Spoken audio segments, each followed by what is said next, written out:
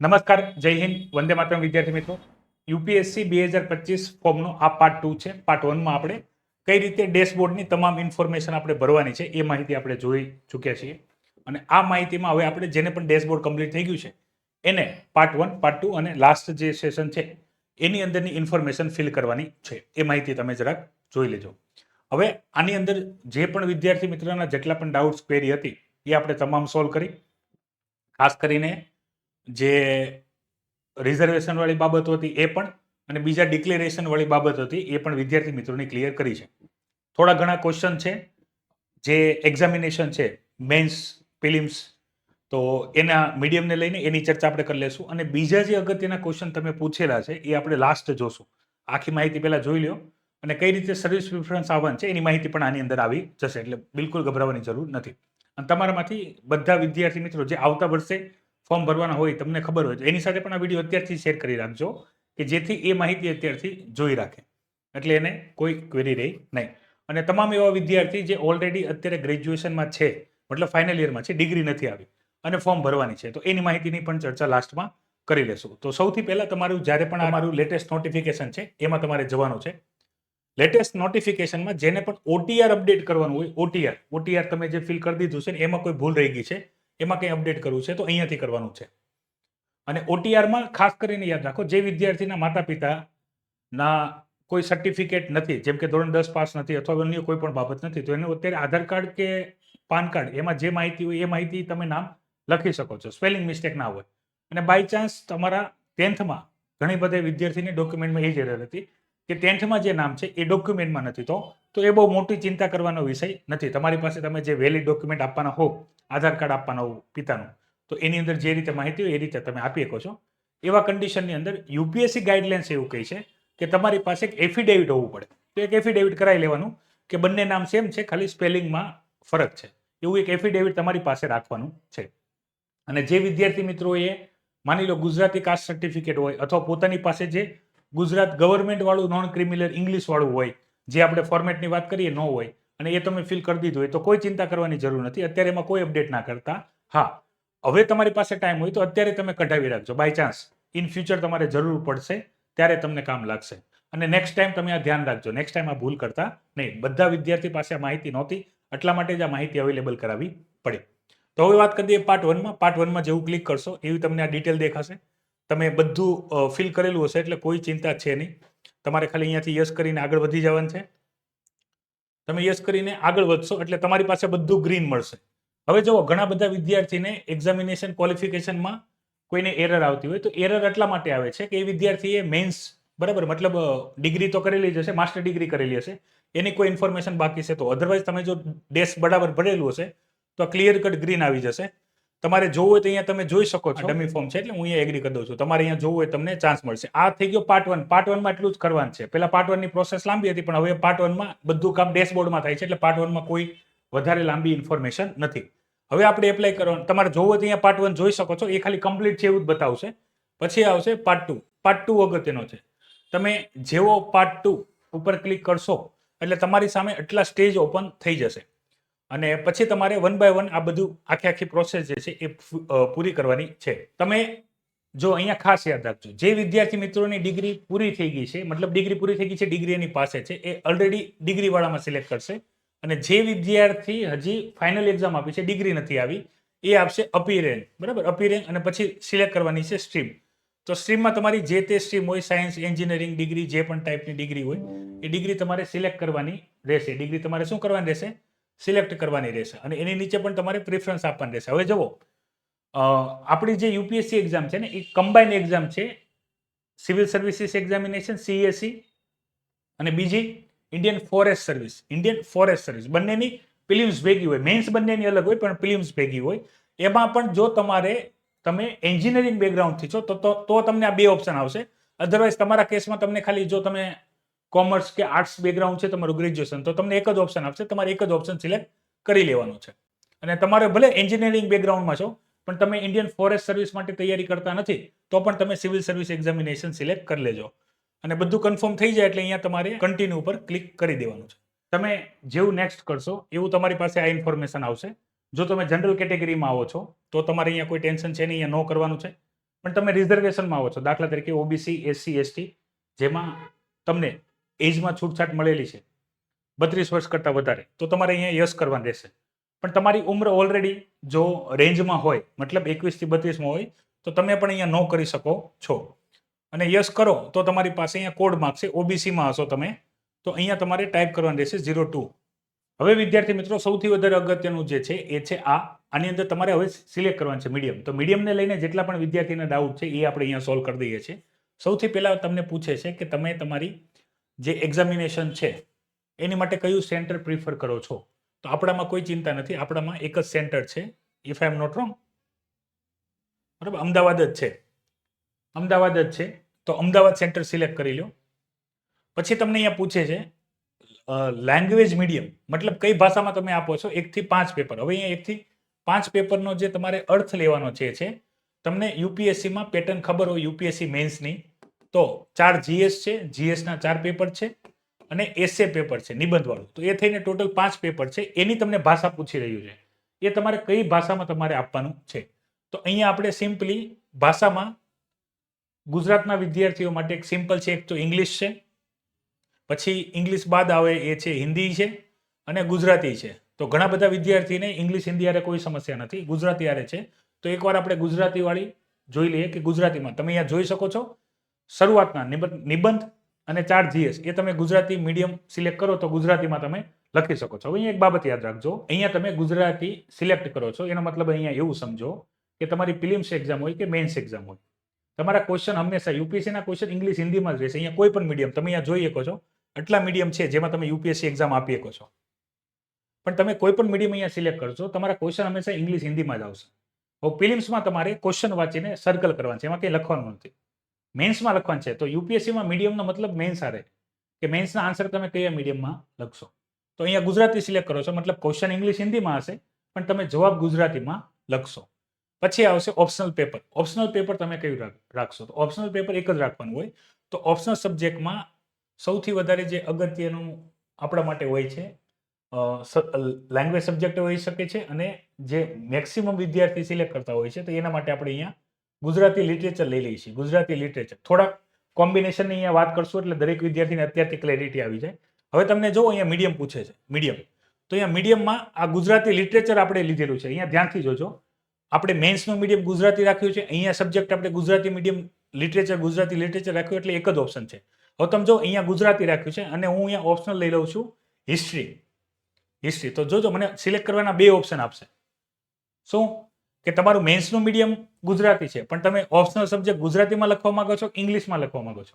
હવે અહીંયા ગુજરાતી ઇંગ્લિશ તો ઇનબિલ્ટ છે જ, તે ઇંગ્લિશ હિન્દી બધી ઇનબિલ્ટ છે, પણ તમારે જો ઓપ્શનલ ગુજરાતીમાં લખવો હોય તો તમારે અહીંયા તમારું મીડિયમ ગુજરાતી સિલેક્ટ કરવું પડશે.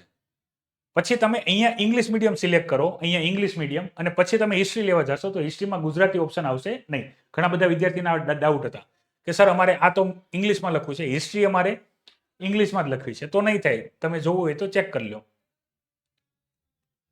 હવે અહીંયા હિસ્ટ્રી સિલેક્ટ કરેલ છે, અહીંયા ઇંગ્લિશ લેંગ્વેજ જ આવશે. તો હા, બીજું તમે અહીંયા ઇંગ્લિશ રાખો છો અને અહીંયા ઓપ્શનલ સબ્જેક્ટમાં ગુજરાતી લિટરેચર સિલેક્ટ કરો છો, ગુજરાતી લિટરેચર અહીંયા ઓપ્શનલ સિલેક્ટ કરો છો, તો અહીંયા ગુજરાતી લેંગ્વેજ આવી જશે. મતલબ મેન્સ તમે ઇંગ્લિશમાં આપી શકો, હિન્દીમાં આપી શકો કે ગુજરાતીમાં આપો, તમે ઓપ્શનલ સબ્જેક્ટ ગુજરાતી લિટરેચર ગુજરાતીમાં લખી શકો છો. પણ તમારા અન્ય સબ્જેક્ટ જેમ કે history, geography, sociology, philosophy, anthropology, political science, international relationship, આની સિવાય તમારા કોઈ પણ ગ્રેજ્યુએશનના સબ્જેક્ટ એ તમારે ગુજરાતીમાં લખવા હોય તો કમ્પલસરી તમારે અહીંયા મેન્સનું મીડિયમ ગુજરાતી રાખવું પડશે. જો તમે મેન્સનું મીડિયમ ઇંગ્લિશ અથવા હિન્દી રાખશો તો અહીંયા તમને ગુજરાતી ઓપ્શન આવશે નહીં, તો અહીંયા ગુજરાતી રાખવાનું છે. તો એક આ જરા કોમ્બિનેશન જોઈ લેજો. હું ફરીથી જેમ હતું એમને એમ કરી દઉં કે મેન્સે આપણે ગુજરાતીમાં લખશું અને ગુજરાતી લિટરેચર ઓપ્શન લેશું અને એ આપણે લેશું ગુજરાતીમાં, અથવા આપણે હિસ્ટ્રી ગુજરાતી લિટરેચર જ રહેવા દઈ. મેં તમને હિસ્ટ્રીવાળી ઓપ્શન આપી દીધી. હવે અહીંયા તમને પૂછે છે કે તમે જે અરુણાચલ પ્રદેશ, મણિપુર, મેઘાલય, મિઝોરમ, નાગાલેન્ડ, સિક્કિમમાં આવો છો, તો આપણા કેસમાં આવશે અહીંયા નો, મેક્સિમમમાં કેસમાં નો આવશે. તો તમને પેપર એનું મીડિયમ પૂછશે. પેપર બીમાં ઇંગ્લિશ કમ્પલસરી છે, તો પેપર એમાં તમને મીડિયમ પૂછશે, તો એ આપણે ગુજરાતી સિલેક્ટ કરી દઈએ છીએ. તો આ અગત્યની બાબત છે સિલેક્શન. હવે તમારે 1 by 1 અને 2 બંને સબમિટ થઈ જાય પછી લાસ્ટ ઇન્ફોર્મેશન તમારે અપડેટ કરવાની છે. આ ઇન્ફોર્મેશનમાં જે તમને જરૂરી માહિતી હોય જે હું તમને અહીંયા આપવા માંગુ છું એ સ્ક્રીનશોટ સ્વરૂપે આપણે અહીંયા જોશું જેથી તમારા બધા ડાઉટ ક્લિયર થઈ જાય. આ ઇન્ફોર્મેશન ભરતી વખતે તમારે તમારી જે રિયલ ઇન્ફોર્મેશન છે એ જ બધી સબમિટ કરવાની છે, એ બાબતનું ધ્યાન રાખજો.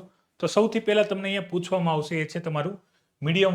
ઇન્ટરવ્યૂ તમે કયા મીડિયમમાં આપવા માંગો છો? તો આપણી પાસે જે વિદ્યાર્થી મિત્રો ઇંગ્લિશ હિન્દીમાં એક્ઝામ આપતા એને કોઈ ચિંતા નથી. ગુજરાતી મીડિયમવાળા વિદ્યાર્થી પાસે અહીંયા ગુજરાતી પણ મીડિયમ હશે, પણ એવા કન્ડિશનની અંદર તમે યાદ રાખો યુપીએસસી ઇન્ટરવ્યૂ હિન્દીમાં જ આપશો. એનું કારણ સિમ્પલી એવું સમજો, અને તમે ઇંગ્લિશે રાખીએ કોઈ એવું નહીં તમે ગુજરાતીમાં મેન્સ લખેલી છે તો ઇંગ્લિશમાં ઇન્ટરવ્યૂ નથી આપી શકતા. તમે બોલાચાલીની ભાષા તમારી ઇંગ્લિશ હોય તો ઇંગ્લિશમાં આપી શકો છો. અને ઇંગ્લિશ રાખ્યા બાદ ઇન્ટરવ્યૂમાં તમને ઇંગ્લિશ બોલવામાં તકલીફ પડશે તો એ લોકો તમને સામેથી હિન્દી બોલવા માટે પણ કહેશે કે જો તમે હિન્દીમાં સુટેબલ હોય તો હિન્દીમાં આન્સર આપો. અને હિન્દી રાખજો, અને હિન્દી ઇઝી છે બોલવામાં.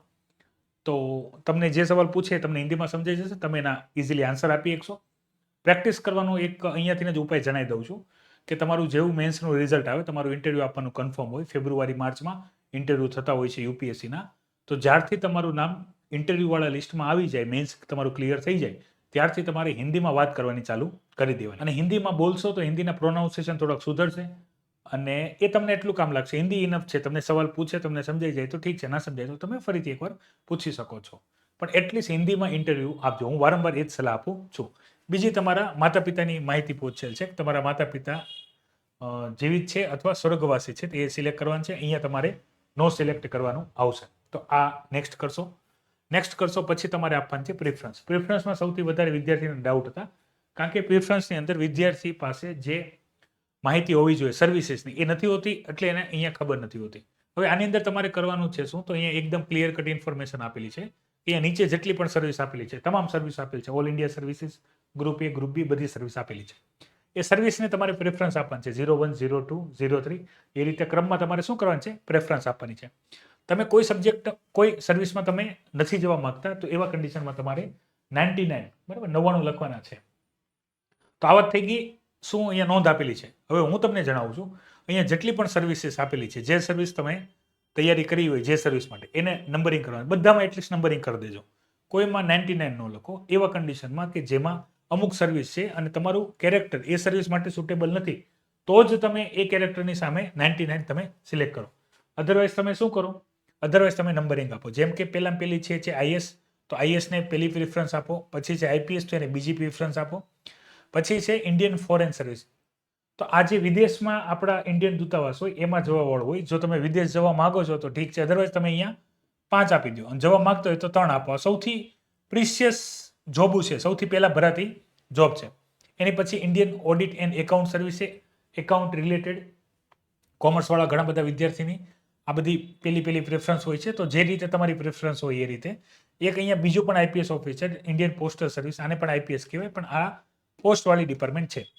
હવે સર્વિસીસમાં યાદ રાખજો, આ બધી સર્વિસીસની તમારે માહિતી જોતી હોય તો વિડીયોની કમેન્ટ બોક્સમાં કમેન્ટ કરજો, તો આપણે એક સર્વિસની બધી સિંગલ માહિતી આપણે જોઈ લેશું જેથી તમને ખ્યાલ આવે. હવે આમાં તમે યાદ રાખો, જો તમારી પર્સનાલિટી એવી છે કે તમે લડવા નથી માંગતા અથવા બહુ એગ્રેશન નથી દેખાડવા, તમે એડમિનિસ્ટ્રેટિવ વર્ક મતલબ ટેબલ ઉપર બેસીને જે કાગળિયાવાળું વર્ક કરવા માંગો છો, બહુ ફિલ્ડમાં જવા માંગતા નથી, તો એવા કન્ડિશનમાં આ સર્વિસે ઘણા બધા વિદ્યાર્થીઓ પ્રેફર કરતા હોય છે. પછી આની અંદર તમારે પબ્લિકની અંદર રહેવાનું હોય છે, આઈએસમાં પબ્લિકમાં રહેવાનું હોય છે, પણ એટલું બધું નહીં. તો તમારું ખાસ કંઈ મતલબ સારું એવું રોલાસોલાનો કોઈ ઇફેક્ટ નથી, તમારે વર્દી પહેરવાનો કોઈ શોખ નથી. આ તે હાલાકી ડેસ્ક કોડ તો બધામાં જ છે. તો તમારે અહીંયા ઇન્ડિયન જે પોલીસ સર્વિસ આઈપીએસ છે એ ના લેવી હોય તો તમે અહીંયા એને 5 આપી દો કે 6 આપી દો. એટલીસ્ટ બધી સર્વિસીસમાં નંબર આપજો, ક્યાંય 99 ન આપતા. હજી એક તમારા માટે સારું છે કે તમને આની અંદર કેડર સિલેક્શન આપતા નથી. તો સર્વિસીસમાં બધી સર્વિસ ઉપર નીચે મેં તમને કીધું એ રીતે આ બધી સર્વિસની એક માહિતી આપણે અલગથી જોઈ લેશું, પણ તમે અહીંયા નંબરિંગ આપી દેજો. અમુક સર્વિસ આ બધી એકાઉન્ટ રિલેટેડ છે. પછી અહીંયા નીચે રેલવેની ઘણી બધી સર્વિસીસ છે. તો જે સર્વિસીસના અમુકના નામ ઉપરથી જ ખ્યાલ આવી જશે. નો આવે થોડું ગૂગલ કરીને જોઈ લેવાનું સર્વિસીસ, અને બધાને નંબરિંગ આપી દેજો એટલીસ્ટ. અને પછી આ નંબરિંગ અપાઈ જાય પછી તમારે આગળ વધવાનું. અહીંયા આગળ તમને પૂછી રહ્યા છીએ તમારો જન્મ ક્યાં થયો છે, મતલબ તમારો જન્મ જ્યાં પણ થયો હોય, કાં તો સિટીમાં થયો છે કાં વિલેજ એરિયામાં થયો હશે, તો એ તમારે અહીંયા સિલેક્ટ કરવાનું છે.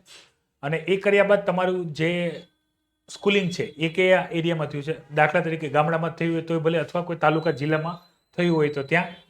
અને તમે ધોરણ 10 થી લઈને 12 મતલબ ધોરણ 12 સુધી ક્યાં છો તો એ રીતે સિલેક્ટ કરો. અને તમે 15 વર્ષથી ક્યાં રહો છો, તમારા ગાર્ડિયન મતલબ તમારા માતા પિતાને એ કયો એરિયા છે, તો સિટી એરિયા હોય તો એ રીતે. આ બધી ઇન્ફોર્મેશનને આધારે તમારે અહીંયા સિલેક્શન કરવાનું છે કે તમે અર્બન એરિયામાં છો કે રૂરલ એરિયામાં. ગામડાવાળું એરિયા હોય તો રૂરલ એરિયામાં, સિટીવાળો એરિયા હોય તો અર્બન એરિયામાં તમારે રહેવાનું છે. સૌથી પહેલી ઇન્ફોર્મેશન આવશે, તમને પૂછશે તમારું સ્કૂલિંગ કયા મીડિયમમાં થયું, તો અહીંયા તમારે તમારું મીડિયમ સિલેક્ટ કરી લેવાનું છે. એવી જ રીતે કોલેજનું મીડિયમ સિલેક્ટ કરી લેવાનું છે. કોલેજ ઇંગ્લિશમાં હશે, બની શકે. સ્કૂલિંગ તમે ગુજરાતીમાં કર્યું હોય અથવા સ્કૂલિંગ તમે ઇંગ્લિશમાં કર્યું હોય, કોલેજે ઇંગ્લિશમાં કર્યું હોય તો એ રીતે મીડિયમ સિલેક્ટ કરી લેજો. એ બાદ આવશે તમારી જે ઇન્સ્ટિટ્યૂટ છે એ કઈ છે, પ્રાઇવેટ છે, ગવર્મેન્ટ છે કે અન્ય કોઈ પણ છે, તો એ ઇન્ફોર્મેશન તમારે સિલેક્ટ કરવાની રહેશે. અને સેમ વસ્તુ કન્ડિશનમાં જે તમારી ડિગ્રી, પોસ્ટ ડિગ્રી, નેમફિલ તમે એપ્લિકેબલ હોય તો એ સિલેક્ટ કરવાની છે, અધરવાઇઝ તમારે આગળ વધવાનું છે. હવે આની અંદર તમે કોઈ એક્ઝામિનેશન આપી હોય અને એક્ઝામિનેશનની અંદર તમારા કોઈ રેન્ક આવ્યો હોય તો તમારે એને કરવાનું છે, અધરવાઇઝ તમારે એને એઝ ઇટ ઇઝ રહેવા દેવાનું છે. હવે સૌથી વધારે અગત્યની મારે તમને જે માહિતી સમજાવવાની છે એ માહિતી આ છે, અને આ બહુ અગત્યની છે. અને આના આધારે ક્વેશ્ચન પૂછાશે. જેમ કે યુપીએસસીમાં અમુક ક્વેશ્ચન કોમન છે. તમે યુપીએસસી એક્ઝામની તૈયારી કેમ કરો છો, તો એમાં આ બધું આવશે. બીજું, તમારે કઈ સર્વિસ જોઈએ છે, કારણ કે તમે તમારી આઈએએસને ફર્સ્ટ પ્રેફરન્સ આપી હશે, આઈપીએસને સેકન્ડ આપી હશે, અને ઘણાએ આઈપીએસને ફર્સ્ટ આપી હશે, આઈએસને સેકન્ડ આપી હશે, પછી આઈએફએસ હશે, પછી આઈએએસ હશે, બરાબર, અને અન્ય બધી સર્વિસીસ હશે. તો શા માટે આપો છો અને શા માટે આ છે. હવે અહીંયા ઓપ્શન જો, દરેક ઓપ્શનનો હું પહેલાં તમને મતલબ સમજાવી દઉં અને પછી આમાં તમારે કયા 2 ઓપ્શન સિલેક્ટ કરવાના એ તમે સબમિટ કરી દીધા હોય તો કાંઈ ચિંતા કરવાની નથી, પણ આ સમજીને હાલવાનું છે. કારણ કે તમે અહીંયા જે સિલેક્ટ કરશો એની ઉપર ક્વેશ્ચન આન્સરિંગ થશે. તો થોડુંક તમારે તમારું બેકગ્રાઉન્ડ એ સ્ટ્રોંગ રાખવું પડશે. કોઈ પણ ઓપ્શન સિલેક્ટ કરી લીધા હોય તો અત્યારે ચેન્જ કરવાના નથી, આગલી વખતે ધ્યાન રાખજો. અને જે પણ ઓપ્શન સિલેક્ટ કર્યા હશે એના કાઉન્ટર ક્વેશ્ચન આવશે, અને આ કંઈ ફાઇનલ નથી, આની ઉપર જ ડિસ્કશન થાય એવું જરૂર નથી. તો સૌથી પહેલું ઓપ્શન સમજો, બેટર પે. બેટર પે મતલબમાં તમારી પાસે જે ડિગ્રી છે ને એના આધારે તમને જે જોબ મળે છે એની કરતાં યુપીએસસીમાં તમને જે પગાર મળશે એ વધારે મળશે, તેને કહેવાય બેટર પે. તમારી જે પણ જોબ છે એની કરતાં વધારે પે. બીજું આવશે બેટર સર્વિસ કન્ડિશન. હવે માની લો અહીંયા તમે કોર્પોરેટ કંપનીમાં કામ કરો છો, એમાં તમારી સેલરી સારી જ છે, મતલબ જેટલી તમને એક બ્યુરોક્રેટ્સ તરીકે, અધિકારી તરીકે જે સેલરી મળશે એટલી જ સેલરી તમને કોર્પોરેટમાં મળે છે, અથવા એનાથી વધારે મળે છે. તો તમે શા માટે સિવિલ સર્વિસીસ માટે તૈયારી કરો છો, તો એનું કારણ આવશે જે કન્ડિશન. કારણ કે કોર્પોરેટ કંપનીમાં બોસ અને એના જે કલીગ હોય એ ટાઈપની રાજનીતિ ટાઈપ હોય, ગમે ત્યારે કંઈ પણ થતું હોય, તો એવી. પછી આવશે ત્રીજું, બરાબર, પ્રેસ્ટીજ અને સોશિયલ સ્ટેટસ. મતલબ ખાસ કરીને બહુ પ્રેસ્ટિજિયસ ગણવામાં આવે છે આઈએસ આઈપીએસ સર્વિસની, બરાબર. તૈયારી કરતા હો તોય બહુ માન સન્માન મળે છે. પાસ થઈ ગયા તો તમારે કહેવાની જરૂર નથી. તો એ રીઝન છે. ફોર્થ છે પાવર, ઓથોરિટી ઓર લીડરશિપ ઓપોર્ચ્યુનિટી. એના ઉપર હમણાં આપણે ક્રમિક આવશું ત્યારે ડિસ્કશન કરી, તમને નામ ઉપરથી ખ્યાલ આવી જશે કે પોસ્ટ છે એની પાસે કંઈક પાવર છે અને લીડર તરીકે કામ કરે છે, તો એ બાબત. પછી આવશે જોબ સેટિસ્ફેક્શન. મતલબ આ તમે જો કામ તમે ગમે એ કરશો, કોઈ પણ કામ કરશો તમને પૈસા મળવાના જ છે, પણ આ એક એવું કામ છે કે જેની અંદર તમે કામ કરો છો, તમે કામ કરવાના પૈસા મળે છે, પણ એની સાથે તમને જે જોબનું સેટિસ્ફેક્શન છે સૌથી વધારે સારું છે, તમને જોબે જવું ગમે છે. અને આવશે જોબ સિક્યુરિટી, જે કોર્પોરેટ લાઈફમાં હોતી નથી. ગમે એટલી મોટી કંપની હોય તમને ગમે ત્યારે કાઢી શકે છે નોટિસ આપીને, પણ એ વસ્તુ અહીંયા પોસિબલ બનવા નથી. એક વખત તમે યુપીએસસી એક્ઝામ પાસ થઈ ગયા પછી અમુક સર્વિસીસને બાદ કરીને તમને બહુ મોટા કારણોસર ટર્મિનેટ કરી શકાય, સસ્પેન્ડ કરી શકાય, પણ ટર્મિનેટ નથી કરી શકતા, મતલબ જોબ ઉપરથી કાઢી શકાતા હોતા નથી. બહુ મોટી પ્રોસિજર છે. તો જોબ સિક્યુરિટી જે કોર્પોરેટમાં નથી હોતી. ડાયવર્સિટી એન્ડ ચેલેન્જીસ નામ આધારિત જ છે. તમે બ્યુરોક્રેટ્સ બનો છો તો તમારે જે કામ કરવાનું છે એ ફિક્સ નથી હોતું. સામાન્ય રીતે આપણે કોઈ એક ઇન્ડિવિજ્યુઅલ રોલ હું તમને કહી દઉં તો તમારી જોબ બેંકમાં હોય અને તમે કેશિયર છો તો ફિક્સ છે, તમારે પૈસાની લેનદેનવાળો વહીવટ આવશે, એનાથી સિવાય કંઈ. ત્યારે આની અંદર એવું નથી હોતું. તમારી ડાયવર્સિફાઈડ જોબ પ્રોફાઇલ છે, એક સિમ્પલ પ્રેમમાં તમારે કામ કરવાનું હોતું નથી. Public service and utility to society. તમારે અહીંયા 2 રીઝન સિલેક્ટ કરવાના છે. એમાં પહેલું રીઝન તમે આ સિલેક્ટ કરી શકો છો. કેમ? અહીંયા તમારે યાદ રાખજો કે ભાઈ સમાજના જે જરૂરિયાતમંદ લોકો છે જેને બેનિફિટ મળવા જોઈએ એ પહોંચાડવામાં તમે અગત્યની ભૂમિકા ભજવવા માંગો છો.